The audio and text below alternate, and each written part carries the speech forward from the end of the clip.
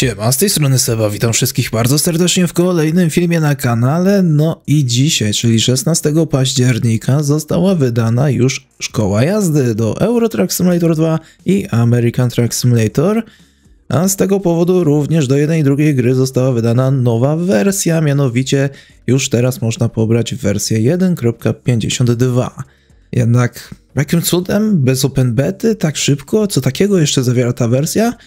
Spokojnie, ta wersja nie jest tak naprawdę wielką aktualizacją. Porównałbym ją, tak samo w sumie jak Seals, czyli jeden z pracowników SCS-u, do zeszłorocznej połówki, która jak pamiętacie dodawała po prostu potrzebne wsparcie do ETS-a, bo miał być już wydany dodatek West Balkans. Tutaj w sumie jest podobnie, więc aktualizacja 1.52 zawiera tylko szkołę jazdy, a więc potwierdził się ten scenariusz, który według mnie jest głupi, ale swój komentarz zostawię na sam koniec. Więc również potwierdza się jego druga część, 1.53 jest planowane na koniec tego roku i tam otrzymamy resztę nowości, jaka jest planowana jeszcze na koniec tego roku, a więc wiadomo, wsparcie dla kolejnych nadchodzących dodatków mapowych, przebudowy na podstawce i pewnie coś tam jeszcze planują. Jednak dzisiaj mamy do dyspozycji tą wersję 1.52, która zawiera tą szkołę jazdy i w sumie tylko to. Jednak pamiętajcie, żeby móc z niej skorzystać, musicie pobrać tą aktualizację dla jednej czy drugiej gry, w zależności od tego, w co gracie. Nie są one zbytnio duże, na swoim przykładzie mogę powiedzieć, że wersja ATS-owa u mnie ważyła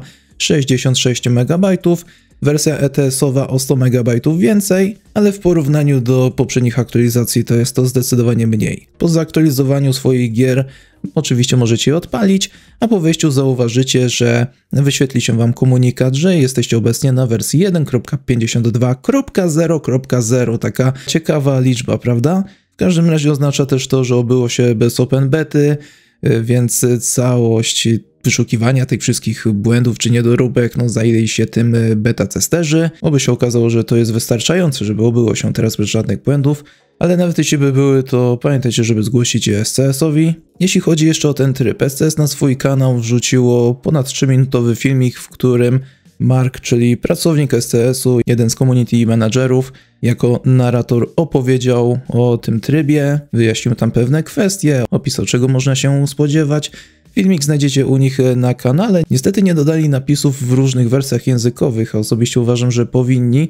Są napisy angielskie, więc w razie W można sobie tam automatycznie przetłumaczyć. Jednak z faktu, że sama jedna czy druga gra oferuje wiele tutaj opcji tłumaczeń i z faktu, że te gry staram się dotrzeć do wielu osób na świecie, w tym również przez ten materiał, to osobiście uważam, że jednak te przynajmniej jakieś podstawowe napisy w innych językach powinny się tam pojawić. A tak jak mówiłem, jest możliwość tam automatycznego przetłumaczenia napisów, więc można w razie W sobie obejrzeć z tymi napisami. Chyba że ktoś nie potrzebuje tych napisów, to oczywiście można sobie to normalnie obejrzeć, ewentualnie obejść się bez tego filmiku i po prostu wejść do gry. Co również i ja mam zamiar teraz zrobić, żeby wam pokazać, jak wszystko wygląda w praktyce. No, przynajmniej część. A więc pokażę, jak to wygląda na przykładzie ETS-a. Jak widzicie, szkołę jazdy możemy znaleźć w tym oto miejscu, a więc klikamy w nią.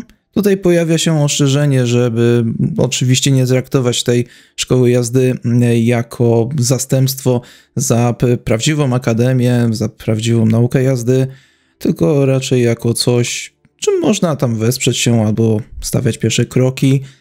No i jak widzicie, mamy tutaj do dyspozycji tylko podstawy jazdy ciężarówką. Naucz się podstaw jazdy ciężarówką od podstawowych funkcji i sterowania do manewrowania z naczepą. Możliwe, że w przyszłości pojawią się jakieś dwa kolejne tryby, gdzie tutaj będzie jakaś biegłość w jeździe ciężarówką, doskonal swoje umiejętności prowadzenia ciężarówki w nowych scenariuszach i trudniejszych warunkach.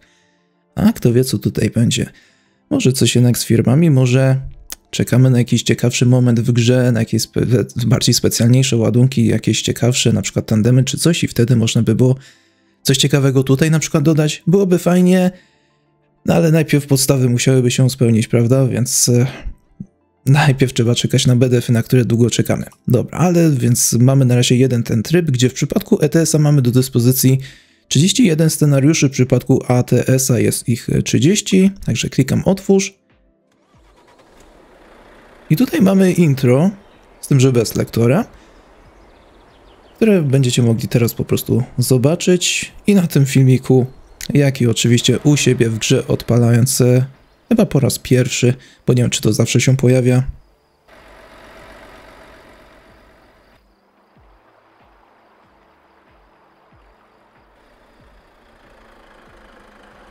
Poniższe scenariusze przedstawiałem pierwszy krok w drodze do zostania zawodowego. No, nie zdążyłem, dobra. W każdym razie takie podobne informacje zresztą będą się pojawiać jak na przykład na samouczku. Tutaj nauczysz się wszystkiego od podstawowych systemów i sterowania ciężarówką, aż po skomplikowane manewry zarówno z, jak i bez naczepy.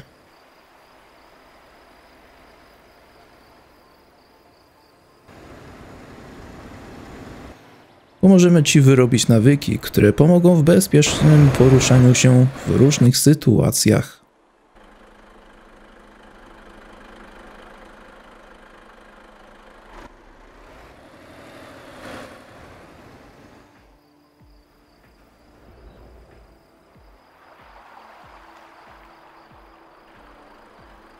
I nauczysz się, jak mądrze wykorzystywać dostępną przestrzeń, by skutecznie manewrować ciężarówką. Po ukończeniu wszystkich scenariuszy i zdaniu egzaminów końcowych, będziesz gotowy wyruszyć na drogi Europy i stawić czoła nowym wyzwaniom.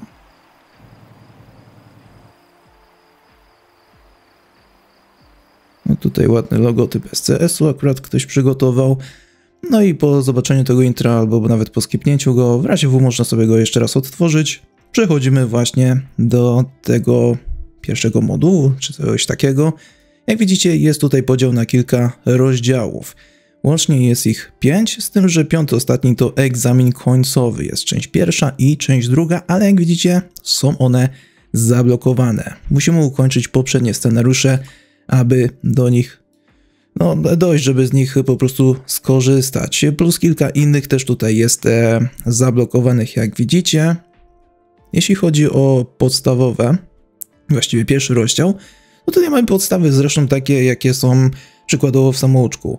Więc też zanim ruszymy, no to musimy obeznać, czy ogarnąć sobie nasze stanowisko. Odpowiednio ustawić fotel, kierownicę, lusterka, zapoznać się z operowaniem kamery, jazdem do przodu, do tyłu, światła i wycieraczki, więc w sumie takie podstawy, które na szybko poznajemy w samouczku. Tutaj są bardziej rozbudowane. Dalej mamy podstawowe manewry, więc zatrzymywanie się blisko przeszkody, parkowanie obok przeszkody, slalom pomiędzy pachołkami, połączone manewry, parkowanie tyłem obok przeszkody, parkowanie równoległe, jazda po torze testowym i prawdopodobnie po ukończeniu tego wszystkiego odblokujemy tutaj zaawansowany tor treningowy. Dalej idąc mamy rozdział trzeci i tutaj już wchodzi kwestia naczepy. Zresztą one mają też swoje tytuły, tutaj mamy podstawowe manewry, o czym już w sumie nawet mówiłem. Tutaj manewrowanie z naczepą. Nauczymy się podłączać naczepę i manewrować z nią w różnych sytuacjach. Tutaj mamy podczepianie naczepy, hamowanie z nią, parkowanie na wąskim miejscu, parkowanie skośne, jazda po rondzie, jazda przez proste zakręty, jazda przez skomplikowane zakręty, no i tutaj zaawansowany tor treningowy z naczepą.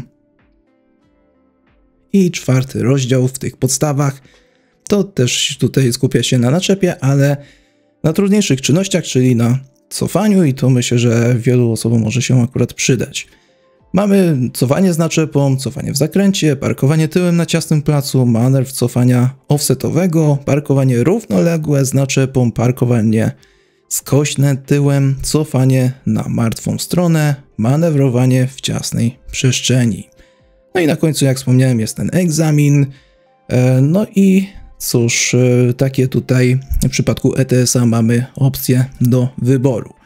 Do tego oczywiście, zanim sobie wybierzemy coś, możemy sobie też oczywiście wybrać ciężarówkę. Z tym, że z tego co zauważyłem, tutaj mamy do dyspozycji tylko te nowsze modele.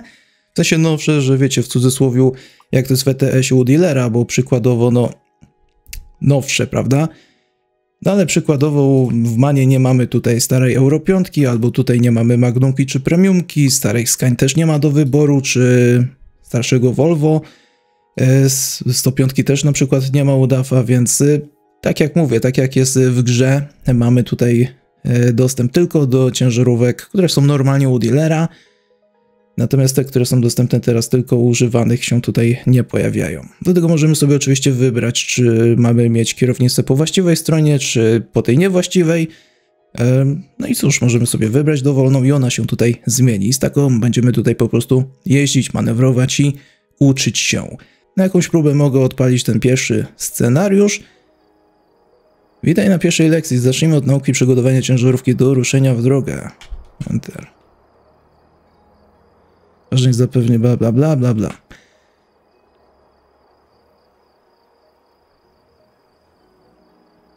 Na pewno ciekawą kwestią, jeśli chodzi o tę szkołę jazdy, jest fakt, że no pewnie był tutaj raj, jeśli chodzi o te osoby, które zajmują się, wiecie, nowymi intrami czy coś w tym stylu. Tutaj też miały kupę roboty, więc były pewnie zadowolone z tego wszystkiego.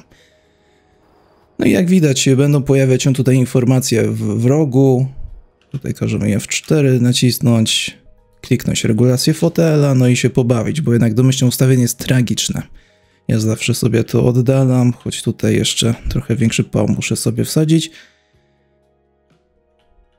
Fotel to akurat dobre, ale wolę widzieć to w ten sposób. Ja bym dalej nawet dał do tyłu jeszcze ten fotel. Aż muszę sobie porównać, jak to mam w grze. W każdym razie, jak jesteśmy gotowi, możemy wyjść. Ciężarówki mają wiele dużych martwych pól, dlatego wyposażone je w liczne usterka zewnętrzne. To też jest oczywiście ważne, więc standardowo możemy sobie je też regulować. Możemy kontynuować. Tutaj wiadomo, jest instrukcja, co należy zrobić. Ale ja to na razie preskipuję, ponieważ myślę, że zrobię po prostu odpowiedni gameplay, w którym będę wspólnie z wami tutaj bawił się w to wszystko. Co, znowu mi każą się w to bawić? Ustawy wyprawidłowe, tak jak pokazano na schemacie. Aha, dobra, czyli nie mogę przejść dalej. Gra sama się zorientuje. Aha, muszę sobie zmienić na to, tutaj też sobie ustawić. No, jak w typowej szkole jazdy. Zanim wyruszymy, no to też musimy się bawić w to całe dostosowanie. No i dobrze. Należy czuć się komfortowo z tym wszystkim, zanim wyruszymy w dalszą podróż. Czy właściwie naszą pierwszą, mówiąc o szkole jazdy.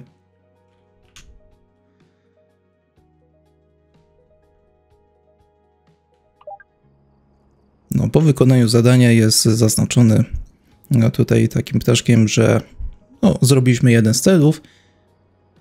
Tutaj jakieś kontrole. No i potem takie coś się pojawia. Wynik scenariusza, sukces. Można zobaczyć sobie powtórkę tam przy niektórych innych scenariuszach, ale skoro tutaj bawię się tylko w kabinie, to ta powtórka polegałaby chyba tylko na tym, że przez te parę minut czy coś pokazywałoby mi pewnie tą ciężarówkę i tyle. Można zacząć od nowa, można przejść dalej, można też w ogóle wyjść. Ja na razie wyjdę i resztę sobie będę robił w innym materiale może. Jeśli ktoś jest zainteresowany, to oczywiście może to sobie wypróbować już teraz w ETS-ie czy w ATS-ie. I cóż, to tyle, także fajnie, że ten tryb pojawił się w jednej czy w drugiej grze. Osobiście uważam, że skoro no, są to symulatory, no to jednak fajnie, że są w stanie pomóc tutaj w nauczeniu się chociażby takich podstaw i do pewnego poziomu mogą tam przygotować prawdopodobnie przyszłych kierowców. Bo jednak było kilka takich historii, gdzie ktoś dla zabawy bawił się, tutaj grał sobie w ETS-a czy w ATS-a, potem skończył właśnie z odpowiednią licencją, z prawem jazdy, no i na przykład dzisiaj jest kierowcą zawodowym. Poza tym SC Software już fajnie robiło te szkoły jazdy, chociażby w Track and Trailers czy Scania Track Driving Simulator, więc fajnie, że mamy tutaj wersję ETS-ową czy ATS-ową, szczególnie ATS-ową, bo głównie mieliśmy przecież europejskie do tej pory, a też jest wersja amerykańska, więc można zobaczyć, jak to u nich tam też wygląda.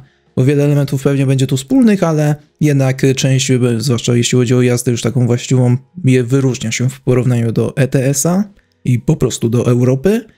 Natomiast nie rozumiem, dlaczego zdecydowali się teraz na wydanie tej funkcji, czemu to musiało się obyć jakoś teraz, jeszcze z wersją 1.52. Widziałem tłumaczenie, że musieli odpowiednio zaznaczyć wersję, bo moderzy płakali, że potem są komplikacje, że myli się to czy tamto, będąc na podobnej wersji, ale osobiście nie rozumiem, czemu nie można było poczekać tej chwili i wydać tego wspólnie, po prostu wszystko na koniec tego roku. Bo przecież już za rogiem też jest szykowana wersja 1.53, która będzie w tym roku. Były nawet informacje dzisiaj na streamie, że beta może zacząć się niedługo po wydaniu właśnie tego trybu, a więc możliwe, że nawet ta beta ruszy. Kto wie, może jeszcze z końcem tego miesiąca jest na to duża szansa, bo przecież ta nowa wersja powinna wyjść maksymalnie do końca listopada bądź początku grudnia, a skoro bety trwają około miesiąc czasu, a ta może trochę dłużej potrwać ze względu na nowości w jednej czy w drugiej grze, no to prawdopodobnie już za niedługo ta beta ruszy i nie rozumiem, czemu nie można było po prostu chwilę poczekać, tego wspólnie wydać w jednej, tej ostatniej wersji, która by była szykowana na ten rok. Bo z jednej strony działają tutaj w taki sposób, że wydali teraz tą niby pełną wersję, żeby to się dla wielu ludzi nie myliło, że ta wersja konkretnie oznacza tą nowość, ale teraz pojawia się masa pytań od wielu ludzi, co takiego dodaje to 1.52, o co chodzi z tą wersją, gdzie znajdę changelog, czemu open bety nie było i tak dalej, i tak dalej. Także pewnych tutaj kwestii, no niestety nie rozumiem, jeśli chodzi o decyzję STS-u. Jedynie co mi przychodzi do głowy, to zawsze śmianie się z takiego stereotypu, że u Czechów to tam trochę inna mentalność, inne decyzje są, co SC Software wielokrotnie pokazywało w poprzednich latach, no i musieli o tym chyba przypomnieć. Ale dobra, resztę dyskusji zostawię sobie na jakiś inny materiał, może właśnie na szkołę jazdy.